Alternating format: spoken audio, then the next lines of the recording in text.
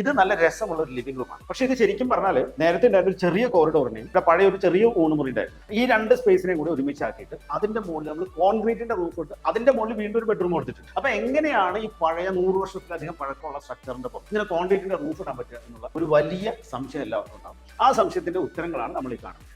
ഇവിടെ ഒരു വലിയ തൂണുണ്ട്, അതേപോലെ തന്നെ ഇവിടെയും ഒരു തൂണുണ്ട്, ഇവിടെയും ഒരു തൂണുണ്ട്. ഇങ്ങനെ നമ്മൾ ഈ നിൽക്കുന്ന സ്പേസിന് ചുറ്റും നല്ല സ്ട്രോങ് ആയിട്ടുള്ള തൂണുകൾ കൊടുത്ത് അത് തമ്മിൽ കണക്ട് ചെയ്തിട്ട് ഒരു ബീം സിസ്റ്റം കൊടുത്ത് ആ ബീം സിസ്റ്റത്തിന്റെ മുകളിലേക്കാണ് നമ്മൾ റൂഫ് സ്ലാബ് വാർത്തിരിക്കുന്നത്. അതുപോലെ തന്നെ നമ്മൾ ഡൈനിങ്ങിന്റെ വാഷ് ഏരിയ കൊടുത്തിട്ടുള്ളത് സ്റ്റെയർ കേസിന് ചോദിച്ചാൽ ഒരു ചെറിയ സ്പേസിനകത്ത് ഒരു സ്റ്റെയർ കേസ് വന്നു. ആ സ്റ്റെയർ കേസിന്റെ അടിയിലായിട്ട് ഒരു സ്റ്റോറേജ് വന്നു. ഞാൻ അത്യാവശ്യം പൊക്കമുള്ളതാണ്, എനിക്ക് പോലും വളരെ കംഫർട്ടബിൾ ആയിട്ട് നിൽക്കാവുന്ന തരത്തിൽ നല്ല ഹൈറ്റ് ഉള്ള ഒരു സ്പേസിലാണ് നമ്മൾ ഡൈനിങ്ങിന്റെ വാഷ് ബേസിൻ കൊടുത്തത്. ഇതെങ്ങനെ സാധിക്കും? ഇത് സാധിച്ചതിന്റെയും കാരണം എന്ന് പറയുന്നത് ആ വൈൻഡർ സ്റ്റെപ്സ് ഉള്ളത് കൊണ്ടാണ് നമുക്ക് ഭംഗിയായിട്ട് ഈ ഡൈനിങ്ങിന്റെ വാഷ് ബേസിൻ കൊടുക്കാൻ പറ്റിയത്.